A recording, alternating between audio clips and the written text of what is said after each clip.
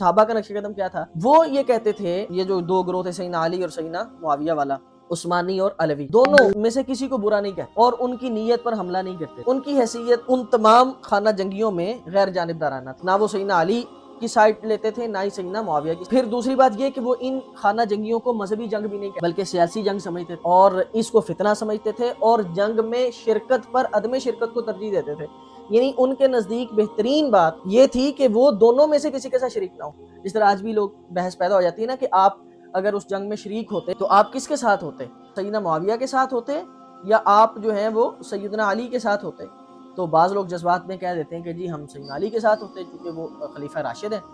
जबकि सही बात क्या है, अहलुस सुन्नह वल जमाअह का जो सवाद आज़म था, जो सहाबा की अक्सरियत थी, वो गैर जानिबदाराना थी और इस जंग में शिरकत को अच्छा नहीं समझती थी। आप देखें कि जब ये मामला पैदा हुआ सैयदना उस्मान के बाद, सैयदना उस्मान रज़ियल्लाहु अन्हु की शहादत के बाद, तो किबार सहाबा मौजूद थे, बड़े बड़े सहाबा हयात थे, लेकिन इन खाना जंगियों में उन हज़ारों सहाबा में से जिन लोगों का नाम पेश किया जा सकता है कि वो सैयदना अली की जमात में थे या सैयदना मुआविया की जमात में थे, वो चंद अशखास हैं, चंद लोग हैं आप, लेकिन जो बड़ी तादाद थी वो गैर जानिबदाराना राय रखती थी। और जो दोनों तरफ के जो लोग थे, यानी सैयदना मुआविया की जमात के और सैयदना अली की जमात के, यानी अलवी जो ग्रोह था, जो उस्मानी ग्रोह, ये दोनों तरफ जो लोग शामिल थे, अहलुस सुन्नह वल जमाअह इनमें से किसी एक को भी काफिर या फासिक डिक्लेयर नहीं करते थे। और वो जो सहाबा जो सैयदना अली की जमात में थे या सैयदना मुआविया की जमात में थे, वो भी एक दूसरे को फासिक या काफिर नहीं समझते। इसकी दलील आप देखें कि सैयदना अम्मार बिन यासिर रज़ियल्लाहु अन्हु सैयदना अली अल मुर्तज़ा रज़ियल्लाहु अन्हु के बहुत तरफदार थे, आपके हिमायती थे और लोगों को उभारते थे सैयदना अली की हिमायत पर। लेकिन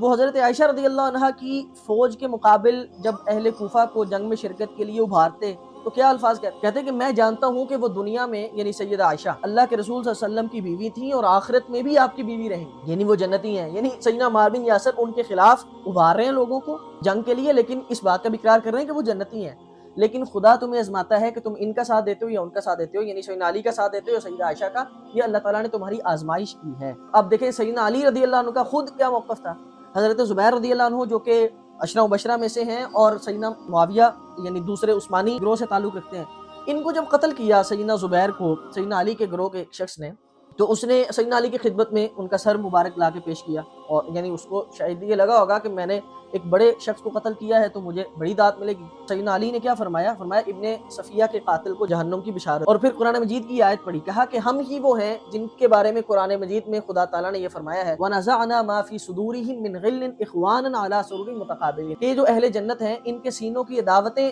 अल्लाह फरमाता है कि हम दूर कर देंगे और जन्नत में वो भाई भाई बन के आमने सामने तख्त पर विराजमान होंगे। तो गोया कि सैयदना अली अपने साथ साथ दूसरे ग्रोह के लोगों को भी अहले जन्नत में शुमार करते हैं और वो ये समझते हैं कि अल्लाह ताला हमें जन्नत में दाखिल करेंगे और अल्लाह ताला हमारे दिलों में ये जो अदावतें आ गई हैं इनको दूर फरमा देंगे।